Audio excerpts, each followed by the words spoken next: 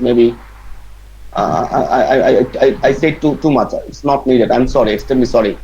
No, no, sir. It's What okay, sir. we have done, Russell, in the last week?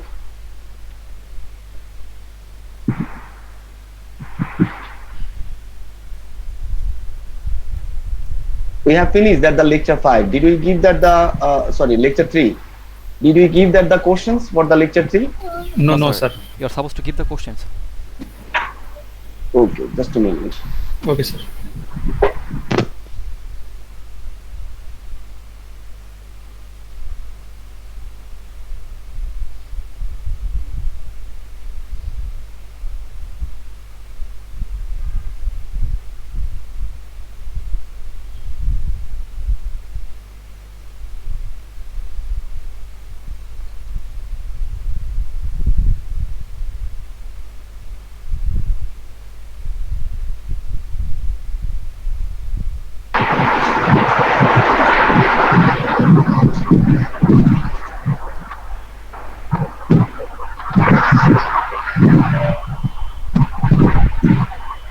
Okay, so the lecture number 3.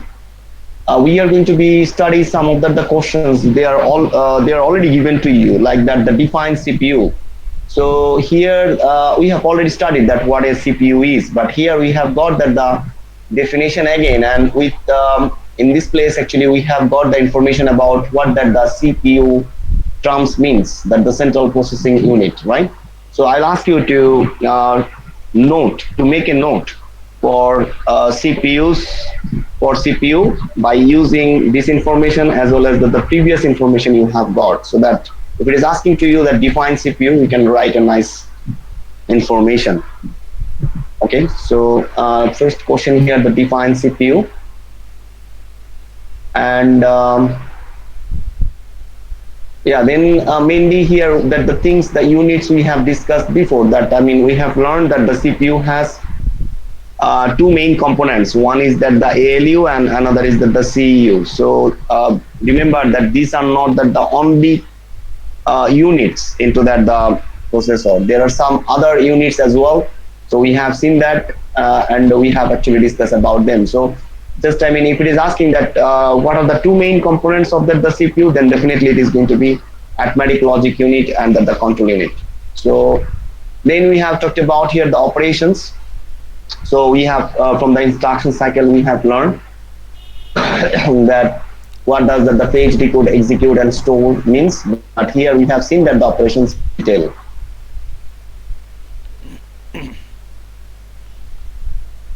Explain, explain the fetching operation in detail, or it can be asked to you. The question can be that explain the fetching operation in detail. Okay, or it can be asked to you that the main memory is slower than that the processor, right? So how that the fetching, how the fetching can be improved. Okay, how the fetching can be improved, explain in detail. Okay, or maybe it can tell to you to overcome that the fetching uh, fetching from that the relatively slow memory, what are the techniques are there, explain them briefly. So that is going to be that you're going to be talking about two things. One is that the cache memory, another is that the pipeline. So you're going to be briefly discuss about them if this question comes. Get it? Yes, sir. Yes, sir. Yes, sir. The next question is going to be define the register, and we have also, I mean, talk about the register maybe before. No, here only. So that the register we are talking about. So you should have to know that the main registers of that the CPU. That okay, what are the main registers are there, and what are the responsibility of each of the registers. Definitely, it is a common question. I mean, these are the two registers, the PC and IR. These are the two main registers that actually going to be held for fetching that the instructions from the memory. So this is for that fetching that which is going to become next, and this is for which is executing at this moment. So these two registers are very important. Always remember about them. And then also that what does the accumulator do? What does the status register do? What is that the buffer register do? And also that the two register later we have studied that the MAR and MBR. So these two registers are also very very important. That memory address register and memory buffer registers. Why they are important? We have seen them into that detailed operation of the processor. So I will ask you to that MAR and MBR also add here with this list of that register. You can add here that MAR and MBR, these two more register, and tell them that what are they.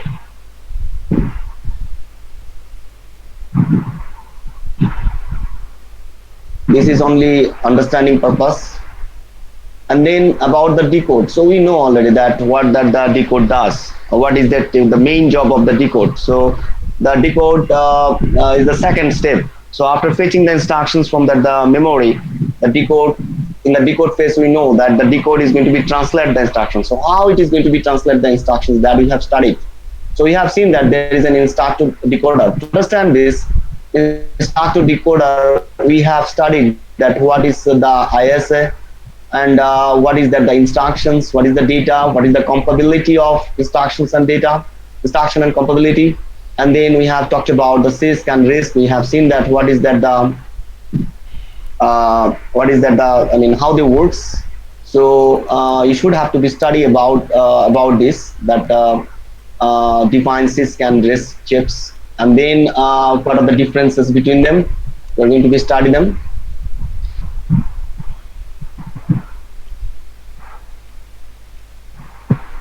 And then you are going to be talk about that define decode. Yeah, that I mean define decode or explain the decode operation in detail. Explain CPU decode operation in detail. Okay, so that means you are going to be tell that it has two parts. One is the opcode, one is the operand code. What is opcode, what is operand code, that you should have to tell. And also you should have to practice this example. If it is asking to explain the decoding in detail, then I'll ask you to draw these two figures. One of this, one figure this one and one figure this one.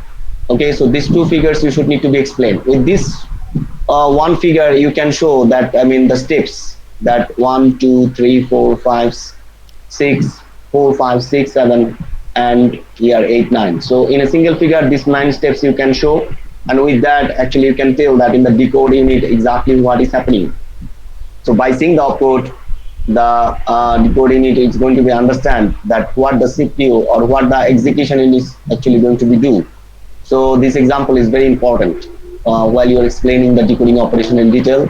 So this is that the instruction comes, it has two parts. One is that the first 4 bits are that the opcode, and the later 4 bits are going to be that the operand code. So that with the opcode, it is going to be tell that in the decoding unit you're going to be find that which operation is going to be done by that CPU. So it is that 0011. So 0011 means the loading here LDR. So by seeing that information, by seeing that opcode, that the processor is going to be understand what operation it is going to be taken in this location. So this can be the address, or this can be the data itself. So here we are taking it as an address. So that the 0011. So I should have to know that actually what is that address about. What is the address is this one. So according to this address, I have to be load that, as because this is the load opcode. So I have to be load that the data from that address. So that is the fact.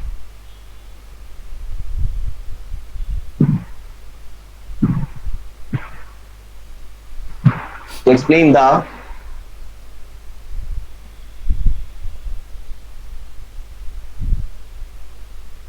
decode operation in detail. So we are going to be do this very nice.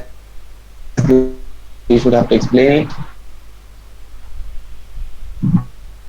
To say that I mean I'm going to be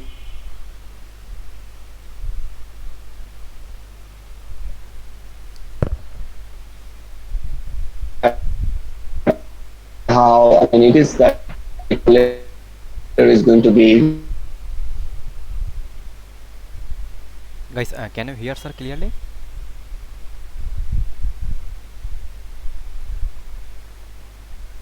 Oops, it's my issue.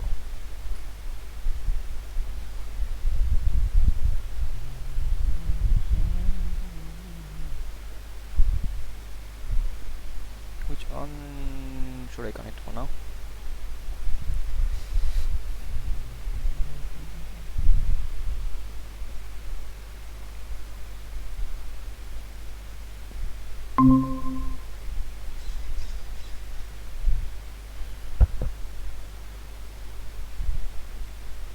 For this lecture 3. Okay. Yes, sir. Thank you, sir.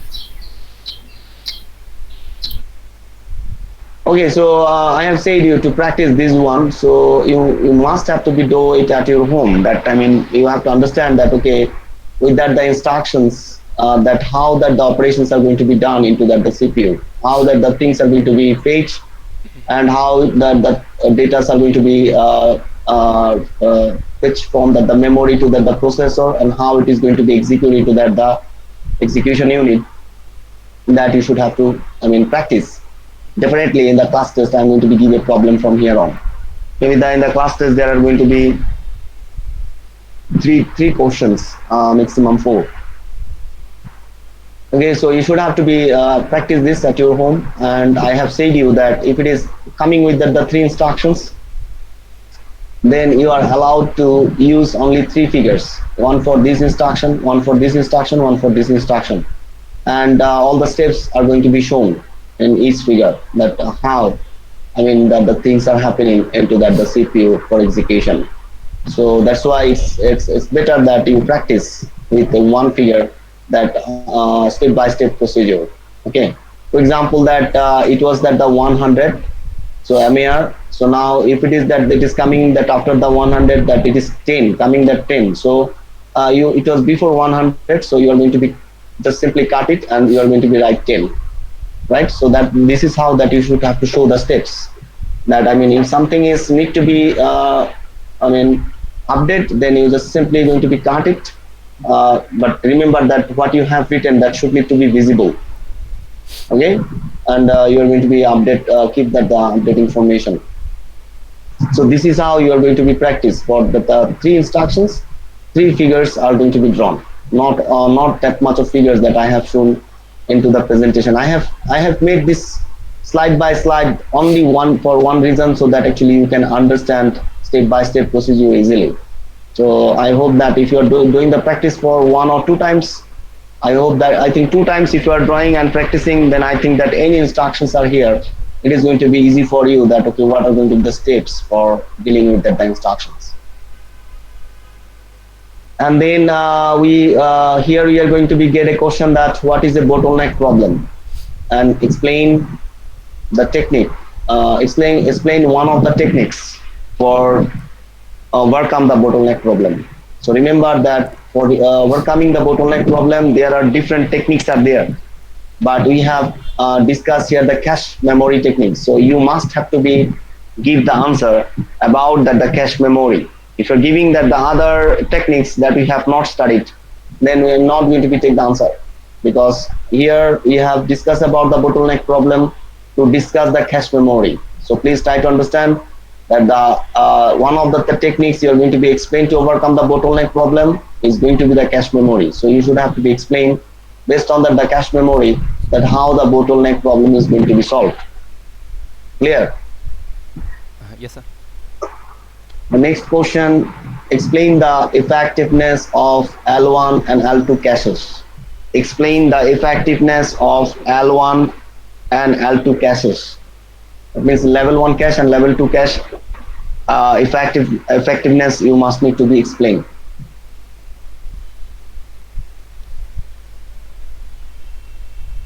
And the next, this is only that the defined transistors. So if that is coming the defined transistors, then you must need to be also tell that how it is going to be work, that MOS, that you should have to be draw the figure, you should have to be explained that how they are going to be work.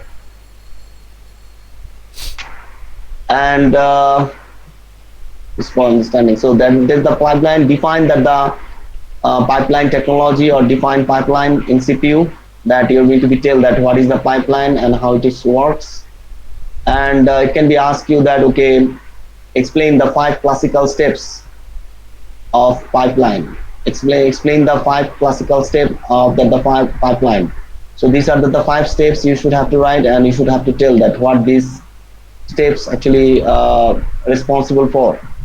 And this is a example you should have to be given this with this 5 steps classical pipelines, because this is considering the 5 steps in this example for the risk machine.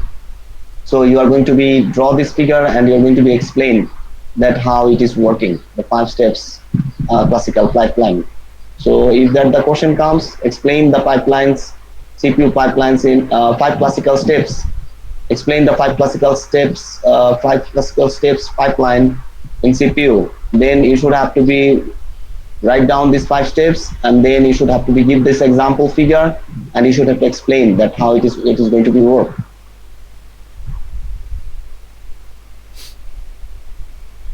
And then the question has been given itself here, that what is actually happens in the pipeline. So this can be a question, so you should have to answer it.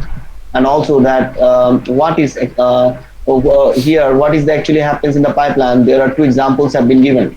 So if this question comes, then you should have to be give this 2 example figure, and you should have to explain that, okay, how that things are happening inside the pipeline. And then there is another question can be that what are going to be the problems of having more pipelines, and what are the solutions for them. So you should have to be discussed that, okay, if you're having the more pipelines, then what is going to be the problem. And it is also, you're going to be tell that what is that solutions for overcoming this. If you're having the more pipelines, then how you can actually take care of that with that some techniques. So you should have to be make sure that you are answering this, that not only that you are not going to be only that talk about the more pipeline problems, but also you're going to be talk about that the techniques that how these problems can be overcome. Clear? Yes, sir. Yes, sir. Okay, so that's it from this lecture. So is there any other questions into this lecture? Okay, that's good. Okay, so now we are going to move to a new lecture, and that is going to be the data storage.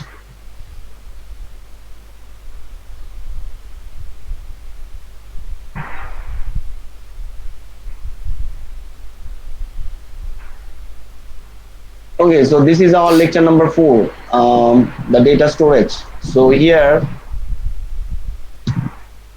in this chapter or in this lecture, we are going to be have the targets of the data storage here that we're talking about. It is indicating about that the memory, that in our computer system we have that the memory.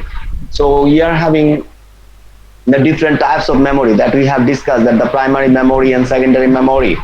So we are going to be discuss about that why we need that data storage, and why we need that the different data storage like primary memory and secondary memory. And we are going to be discuss one of that the primary memory RAM. So that is actually come with that the SRAM and DRAM, that the 2 things we architecture design we are going to be study, and we are going to be study that how the SRAM operations read, write and standby, and how that the DRAM operations read, write are going to be work. So these are going to be that one of the target from that the memory part, the primary memory part, and from the secondary memory we are going to be mainly talk about that the HDD, the hard disk drive. So that the hard disk drive, we are going to be talk about that how the hard disk drive actually what are the internal parts, what is hard disk drive, of course that we know that. And we are going to be know that what are the inside the internal components of the hard disk drive, and how it works, how that the read write operations are going to be done into that the hard disk drive, and also that some techniques that to make or to improve that the efficiency of that the hard disk drive. So these are the two targets we are having. So I think the lecture 4 here, that is only, oh no, I think that in the same lecture itself I have bring this two. So first we are going to be discuss about them, and then this is going to be discussed. So you can see that the total 35 slides you are having. So this is what that I mean we are going to be do into this lecture mainly. So let's start with that the data storage. So it is talking about first that giving the introduction that computer data storage is a technology consists of computer components and recording media used to retain digital data. So we have already learned that I mean of course that if we are having a computer system, then we need we need that the storage, we need that the storage to store our data or program. So this is what that we need different type of storage into that the computer system that is actually is going to be useful for reading or writing the data into that the memory, that the data storage that we are talking about. So this is what I said, the storage device stores the data and instruction in a computer known as memory, right? So you have already know this actually. These are the basic, very basic things about the data storage you already know. The memory is divided into large number of small parts. So each part is called as a cell, right? So you know that, I mean the memory has a large number of small parts, right? And we are talking them as a cell. Each cell can store a fixed number of bits. So that the divider, the memory management, actually that the techniques are going to be used. So that the complete size of the memory you are having, based on that the size of the memory, that the memories are going to be divided with that the different techniques actually that we are not going to be study on here. That maybe is going to be a part of the other courses like operating system or maybe the computer architecture. You're going to be study about the detail. I think already you have studied in some courses as well. So each cell has a unique number assigned to it. So you have already said it, known as the address cell. So we have already learned it from that the CPU operation that each of the memories locations are going to be have an address, a number, a location, the memory location number. The address of from 0 to memory size -1. So this is what it is telling, that if you're having that the 1 GB RAM, then how after the divide, then how that the locations are going to be given. So an example of 64K words computer memory unit has 64 into 1024, right? So you're going to be get 65,536 memory locations. So what is going to be address for this size of locations? So it is going to be from 0, and your memory size is actually 65,536 -1. So 65,535. So this is actually very basic things that actually in this slides that we are saying. So now here we are talking about a computer system storage unit is ranked according to the following criteria. So this is what the three characteristics we are showing here. That one is the access time, one is the storage capacity, one is the cost per bit of storage. So this is what I mean when a memory is going to be designed. On that time, these are the three main characteristics or criteria has been taken into consideration. So what is the access time? The time required to retrieve the data. So the access time. So if I want to access, for example, if I'm asking to you that what is your name, and you are giving me the answer that sir, my name is Ashik. So that your voice reached to me that my name is Ashik from my questions that what is your name. So that is actually the access time, that up to how much time it has been taken to get your answer. The question is asked from my side, then I get your answer. So how much time it takes for reaching my questions to you and for getting the answers from you. So that is the access time. So time required to retrieve the data. So the storage capacity, this is amount of the data can be stored into the storage unit. Simply that the capacity means here that the size. So you know that the RAM, you are having 2 GB, 4 GB, you are having that the hard disk, the terabyte these days, right? Gigabyte, it can be the terabyte, gigabyte, and so on. So the cost per bit storage, so that the minimizing the cost is main goal. So this is one of the fact while that the memory is going to be designed. So you know that the primary memory cost is much more than that the secondary memory, because of that the technology, because of that the each per bit of the storage is going to be expensive for the primary memory, and when you're designing the secondary memory it is going to be cheaper than the main memory. So when that the designer of the memory is designing the memories, on that time they should need to be take into consideration that what is going to be the cost for per bit of storage. Why they need to be think about it, because if that the memory is becoming too expensive, then it is not going to be get the attention of the end users. Okay, so while they are designing of course they should have to design that the primary memory, of course they should have to design that the secondary memory, but they should need to be think about the cost. Simply they are always try to reduce that the cost per bit unit, so that the price becomes reasonable. So designing issues of the memory, there are several factors are there that we are not discussing here, but we are just learning from here on that when that the designer designs a main memory, that the primary memory, for example RAM, so they have always take care of these three characteristics. When they are designing and secondary storage, on that time this they take care of some characteristics. So these are the three characteristics are going to be very important while you are going to be design a memory, or while you're going to be use a type of memory into your computer system. So this is the memory hierarchy. So this is the memory hierarchy is showing us this of course that the computer memory hierarchy it is. So it is showing from that the top. You can simply think that this is a pyramid, and on that the pyramid from the top to bottom, you can see that on the top it has having the CPU register. So then it is cache memory, and these are the two actually is going to be inside the processor, and then you're having the main memory. Simply you can think it is a RAM,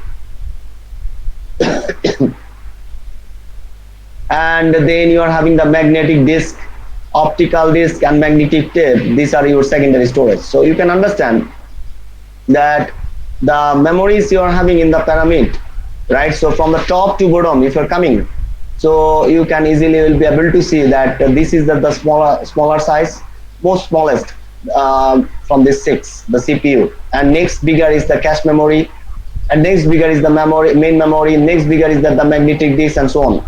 So that means from the top, from up to bottom, if you're coming, then the memory size is increasing, right? And also that if your memory size is increasing, that means that the access speed is going to be decreasing. Okay, do you understand that? Yes, sir. So this is what it is talking about, that the characteristics we have taken here, that access time, storage capacity, and cost per bit. So if you're looking to these three characteristics by using this hierarchy, then what is happening? Look, that characteristics of memory hierarchy from the top to bottom as follows. The access time by the CPU is increases. When it is increases, if you're coming from top to bottom, that means from top to bottom is here, this one. If you're coming from top to bottom, then the access time by the CPU is going to be increases. Why? Because the more smaller memories we are seeing here, that is going to be very nearby to the processor, and much bigger memories are going to be slow, and they are going to be far from the CPU. So that access time is going to be taken more if you are trying to accessing some data from the magnetic disk, hard disk. Okay, but it is going to be faster than if the CPU is accessing the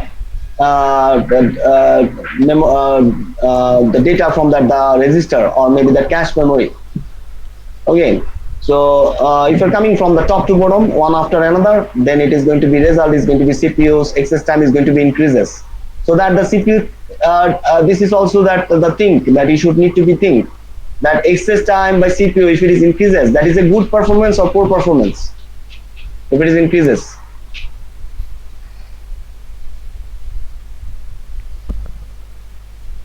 Are you listening to me? Yes, sir. Yes, sir. So what is going to be the result? If it is the access time by the CPU increases, then what is going to be the result? It's going to be good, better, or I mean poor. It will be poor. It will take much time. Poor, sir. It is Because going to it be will poor, take right? much So time, if sir. it Yes, is sir. increases, right, of course. But if it is increases, then that means that the performance is going to be poor. So while you are reading this, you should have to be not only try to memorize, try to understand that the point is. So access time by the CPU is increases. It's not that the good thing. Of course, the Yes, access sir. time need to be shorter, right? Very shorter. That while you are accessing something, the frequency of access of the memory by the CPU decreases. So what does it mean? The frequency of access of the memory by the CPU. The frequency access means that, for example, that okay, if the CPU is say that from that the RAM, it is 100 instructions, total 100 instructions it is accessing. So how much if he's trying to getting that the 100 instructions, so how much time it is actually successful? Is it 100%? If it is 100% time it is successful, that means of course that it is going to be the good throughput or good put. Okay, so that means yes, I mean if I am asking, if I am trying to downloading 100 files from that the internet, that what is my success?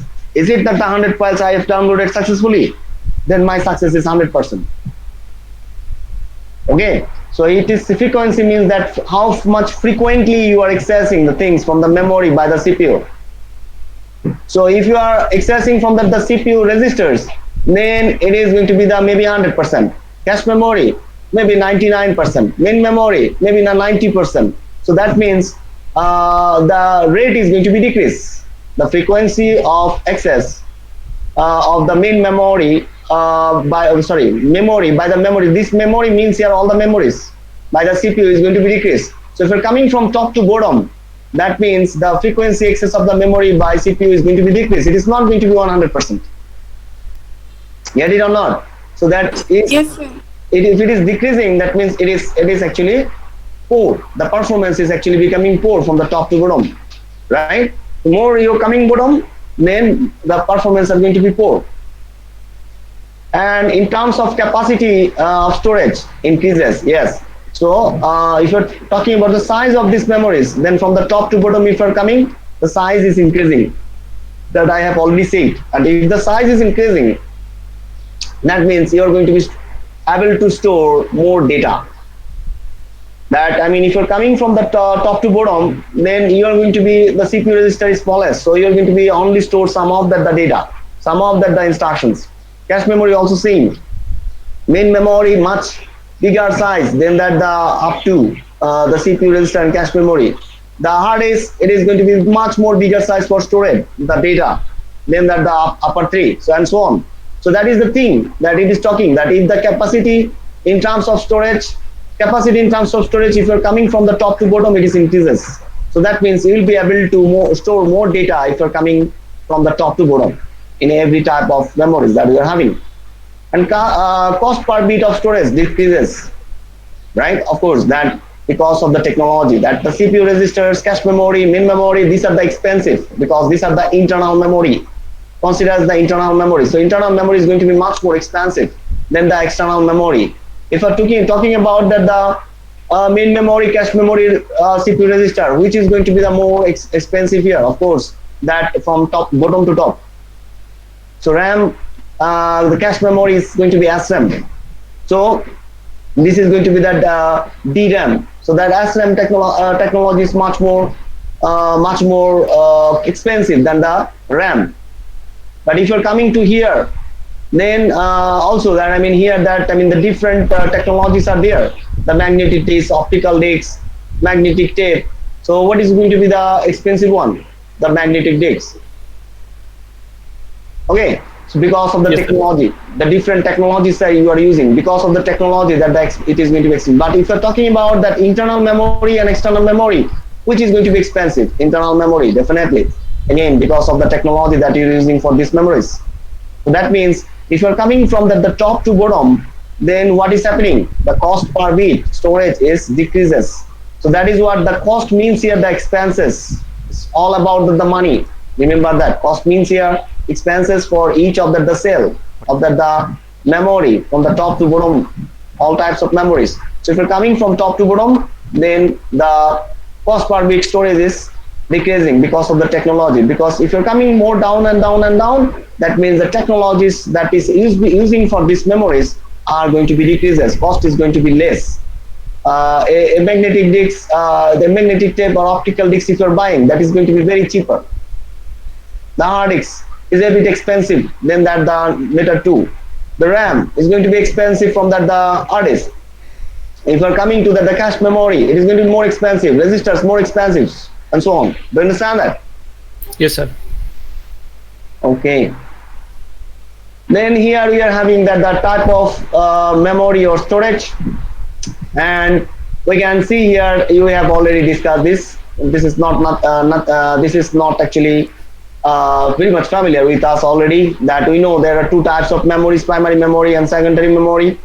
And we know that what is that the primary memory is and what is the secondary memory is. We are not going to be go to this detailed discussion again. That we have done it into that the lecture 1 and lecture 2. So lecture 1 mainly actually. So we know already that in the primary memory you are having the RAM and ROM, and the secondary memory you are having. So this is also a big thing that many people think that the ROM is the secondary memory, but it is not. So the secondary storage that you are having here, that is the floppy disks, hard disk drive, compact disks, digital. So you already know them, that the different types of memories, the different types of primary memories, different types of secondary memories. You already know them. I have listed it here. So from here on, we are going to be discuss about the RAM. From here on, we are going to be discuss about the hard disk. That's what I was discussing in the first slide, title slide.